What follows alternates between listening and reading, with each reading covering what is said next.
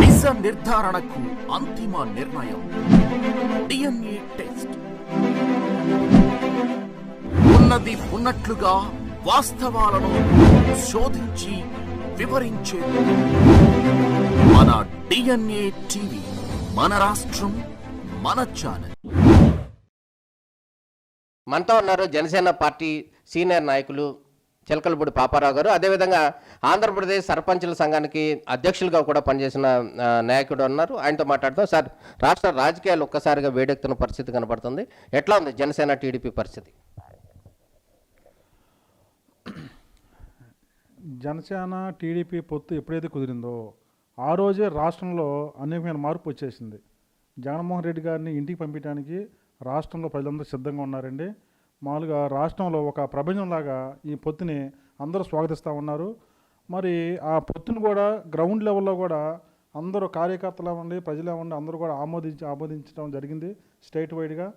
మరి 175కి 175 అని జగన్మోహన్ రెడ్డి ఏ విధంగా అన్నాడో దానికి వాళ్ళే బిత్తరపోయి ఇప్పుడు సీట్లు మార్పిడి మామూలుగా ట్రాన్స్ఫర్ ఎంఆర్ఓలు ట్రాన్స్ఫర్ చేసినట్టు ఎమ్మెల్యేగా ట్రాన్స్ఫర్ చేసే పరిస్థితి భయం అనేది జగన్మోహన్ రెడ్డిలో కనిపిస్తూ ఉందండి.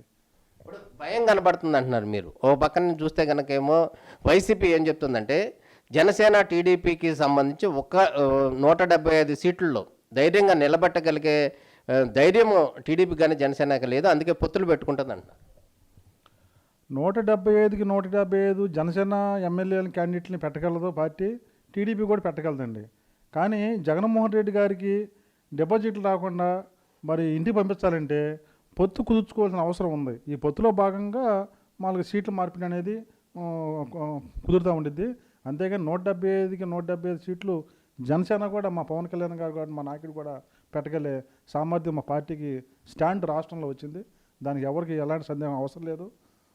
దాని మీద మేము దేనికైనా రెడీగానే ఉన్నామండి. ఇప్పుడు రాష్ట్రంలో కనుక గమనించినట్టయితే జగన్మోహన్ రెడ్డి గారు ఇంటింటికి పరిపాలన అంటూ కూడా చేస్తున్నారు. అదేవిధంగా ఎన్నో సంక్షేమ పథకాలు చేస్తున్నారు. అదేవిధంగా లక్షల కోట్లు కూడా మేము తీసుకొచ్చి మరి ప్రజా సంక్షేమం చేసామని చెప్తున్నారు కదా. మరి అటువంటిప్పుడు ప్రజలందరూ స్వాగతిస్తున్నారు కదా. అటువంటి పరిణామాల్లో జనసేన టీడీపీని ఎట్లా ప్రజలు ఆదరిస్తారు? ఇప్పుడు సంక్షేమ పథకాలు అనేది పెడుతున్నాడు. ఇది మన రాష్ట్రంలో ఉన్న పరిస్థితిని చూసి మిగతా రాష్ట్రాలు అందరూ కూడా నవ్వుకుంటున్నారండి. ఇక్కడ రాష్ట్రంలో ఒక అభివృద్ధి లేదు, ఒక రోడ్లు లేవు, రాజధాని ఎక్కడ కూడా తెలియదు.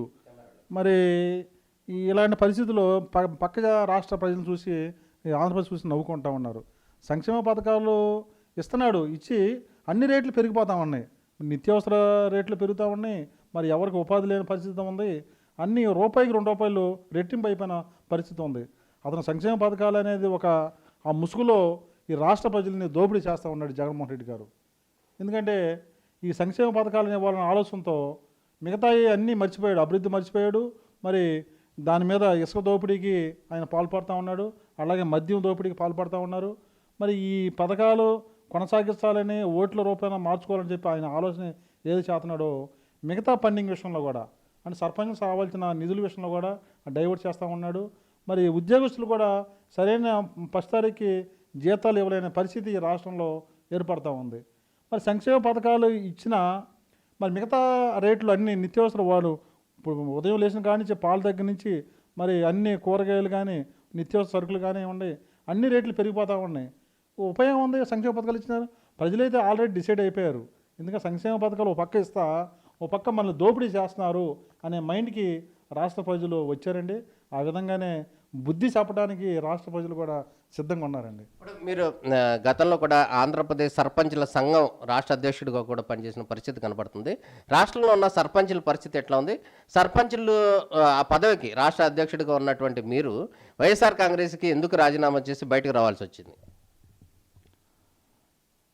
మామూలుగా రాష్ట్రంలో జగన్మోహన్ రెడ్డి గారు సీఎం అయినప్పుడు మా సర్పంచులు స్టేట్ వైడ్గా 13,000 మంది సర్పంచులు కూడా అనేక మంది ఎడ్యుకేటెడ్ పర్సన్స్ కూడా మన ప్రజల్లో పల్లెల్లోకి వెళ్ళి మరి సేవ చేద్దాం, మరి మంచి పేరు తెచ్చుకుందాం అనే ఆలోచనతో కొంతమంది ఉద్యోగాలకు రాజీనామా చేసి కూడా రావడం జరిగింది.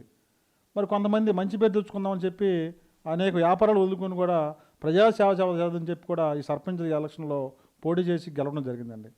తీరా మరి అది కాకుండా ఈ జగన్మోహన్ రెడ్డి గారు యూత్ మరి ముఖ్యమంత్రిగా వచ్చాడు. మరి ఆయన స్ఫూర్తిగా తీసుకుని మనం కూడా చేద్దామని చెప్పి, అలాగే సచివాలయ వ్యవస్థ ఇవన్నీ పెట్టాడు. దాని మీద కూడా మన అందరికీ సర్పంచులుగా అజమాయిషి కల్పిస్తాడు. మన మంచి ప్రజలకు సేవ చేద్దామని చెప్పి కూడా అందరూ ఈ ఆలోచనతో రావడం జరిగింది.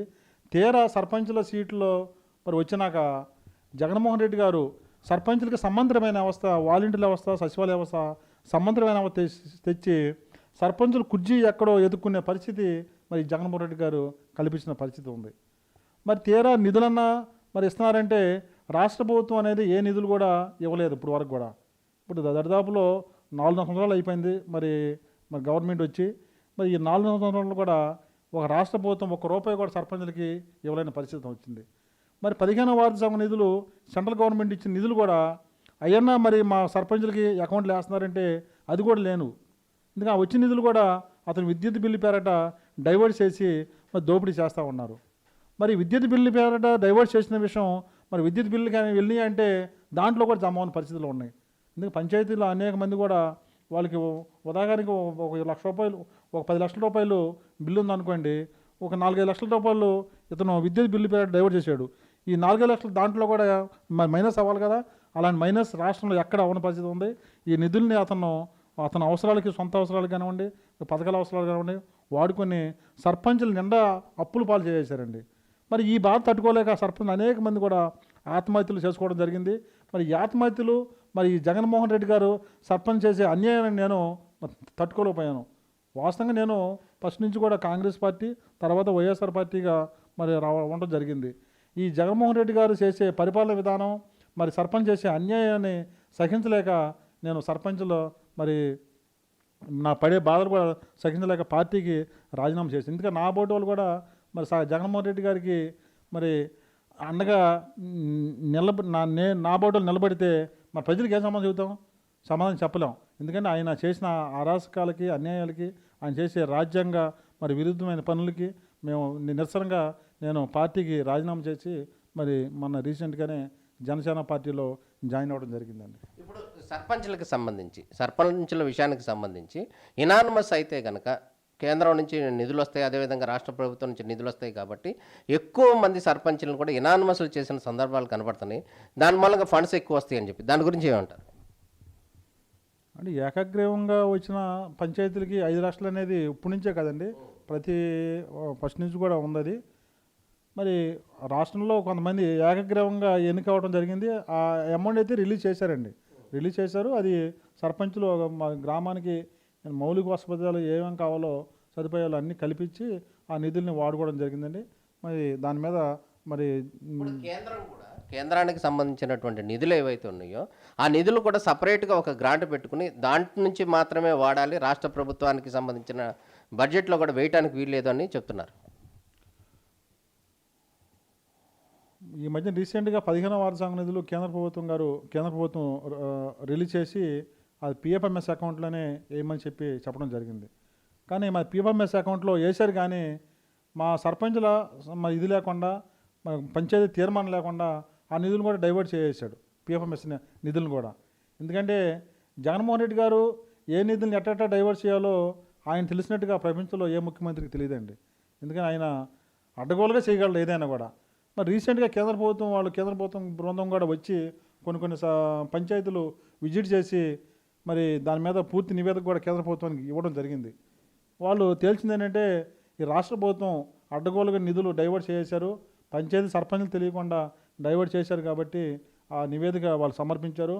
మాకు రీసెంట్గా 988 కోట్ల రూపాయలు రావాల్సిన అవసరం ఉంది అమౌంట్ 15 వార్షిక నిధులు.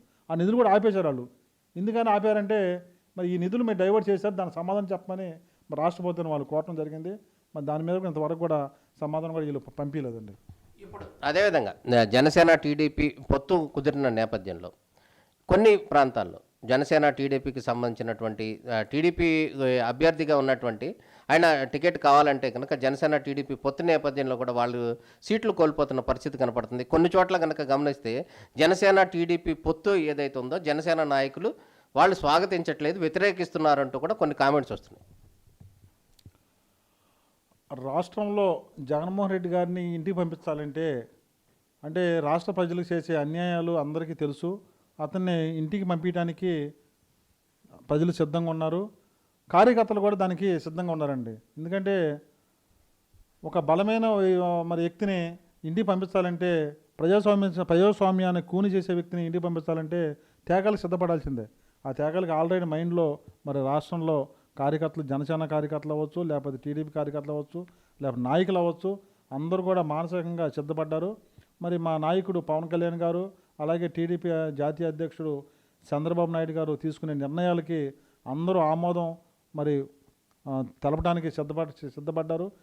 ఒకటి రెండు సార్లు చిన్న చిన్న మరి అలజడులు ఉంటే అవి కూడా త్వరలోనే సర్దుబాటు చేసుకుని మరి జనసేన టీడీపీ ప్రభుత్వాన్ని త్వరలోనే మేము ఏర్పాటు చేయడానికి మరి సిద్ధంగా మరి ఉన్నారు. జనసేన పార్టీకి సంబంధించిన నాయకులు టీడీపీ పొత్తుని వ్యతిరేకిస్తున్నారు అంటున్నారు, నిజమా కాదా?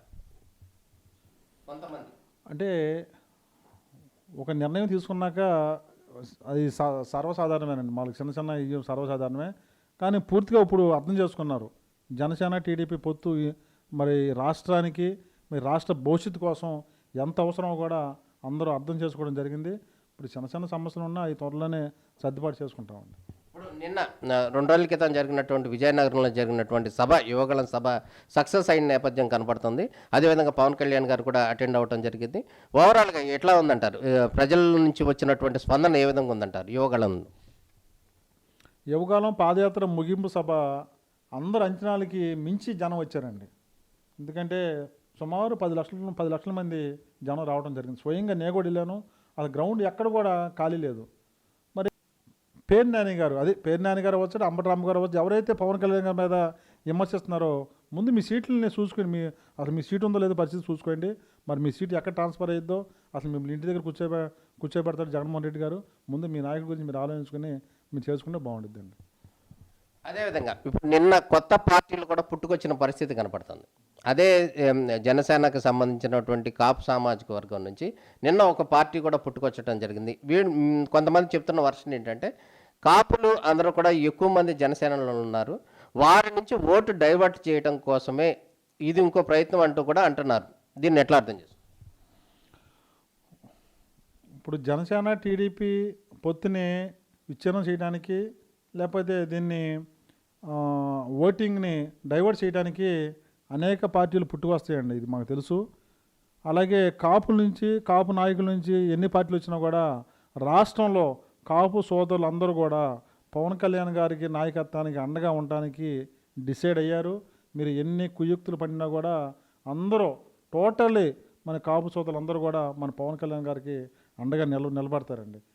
ఈ చిన్న చిన్న పార్టీలు వస్తామంటే పోతామంటే ఈ పట్టించుకునే పరిస్థితిలో మేము లేవండి. అదేవిధంగా పాపారావు గారు, మీ గురించి వ్యక్తిగతంగా ఆలోచిస్తే అవనగడ్డ నియోజకవర్గం సీటు ఆశిస్తున్నారు జనసేన పార్టీ నుంచి కూడా అంటూ కూడా ఒక ప్రచారం జరుగుతుంది. అది ఎంతవరకు నిజం? అదేవిధంగా అవనగడ్డ నియోజకవర్గం పుట్టిన కాడి నుంచి కూడా కాపులకే ఆ సీటు ఇవ్వడం జరుగుతుంది. ఈ నేపథ్యంలో మీ ప్రయత్నాలు ఎంతవరకు ఉన్నాయి? మీరు ఎట్లా ఆశిస్తున్నారు? యాక్చువల్గా నేను పవన్ కళ్యాణ్ గారు ఆశయాలు, సిద్ధాంతాలు నచ్చి జనసేన పార్టీలో జాయిన్ అవ్వడం జరిగింది. ఎందుకంటే మా నాయకుడు అందరిలాంటి నాయకుడు కాదండి. అతను సినిమాలో చేసి కష్టపడి చెమటోడిచి వచ్చిన డబ్బులతో మరి కౌలు రైతులకి మరి సహాయం చేసే విధానం కానివ్వండి, ఆడపడుచులకి అండగా నిలబడే విధానం కానివ్వండి, మరి అతను సొంత రూపాయితోనే పార్టీ నడిపే విధానం కానివ్వండి, ఇవన్నీ చేస్తూ ఉన్నారు. ముందు మా నాయకుడికి అండగా నిలబడాలని చెప్పి మరి మా నాయకుడికి కూడా నేను కూడా ఎంతో తోడుగా ఉండి ఈ రాష్ట్రంలో ఈ జగన్మోహన్ రెడ్డి గారు వైఎస్ఆర్ ప్రభుత్వాన్ని బయటికి పంపించడానికి కోసం మరి నేను అండగా నిలబడతానని చెప్పి పార్టీలో జాయిన్ అవ్వడం జరిగింది.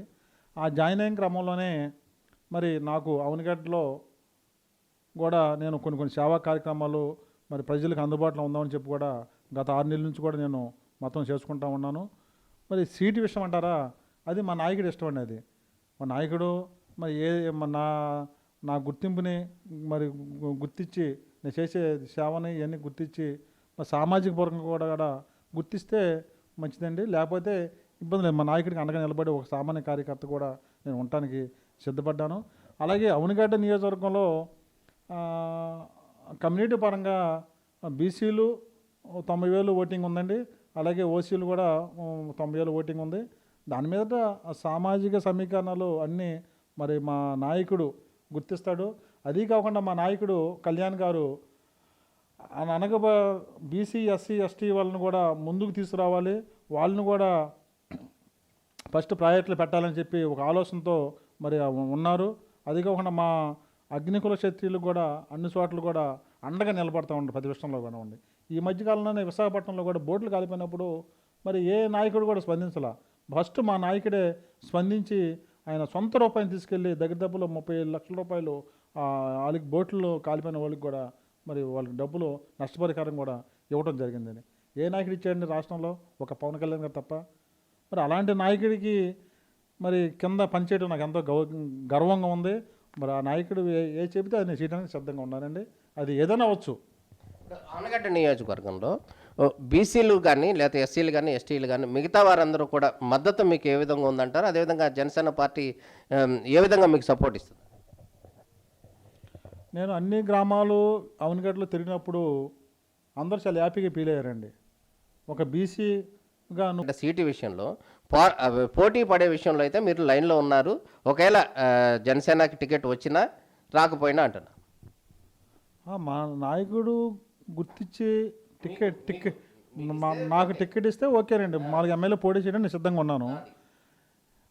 అది అక్కడ సామాజిక సమీకరణల వల్ల కుదరలేకపోదనుకోండి, నేను మామూలుగా ఆ ఉమ్మడి అభ్యర్థిని గెలిపించడానికి కూడా నా శాయశక్తుల నేను రైతుపోలు నిద్రపోకుండా శాయశక్తులు కష్టపడి కూడా ఉమ్మడి అభ్యర్థిని కూడా గెలిపించడానికి నేను సిద్ధంగా ఉన్నానండి. ఓవరాల్గా ఎట్లా ఉందంటారు జనసేన టీడీపీకి సంబంధించినటువంటి పొత్తు నేపథ్యంలో? ఓవరాల్గా నిజంగానే ఈ వ్యవస్థ మారే పరిస్థితులు కనపడుతున్నాయి ప్రభుత్వం? 100కి 200% ప్రభుత్వం మారుతుందండి. మా అంచనా ప్రకారం 175కి వైసీపీకి వస్తే ఒక 30-35 సీట్లు కన్నా ఎక్కువ రావండి. అది ఆల్రెడీ సర్వేలు కూడా ఆల్రెడీ వచ్చేసినాయి. ప్రజలు కూడా ఆ విధంగా సిద్ధంగా ఉన్నారు.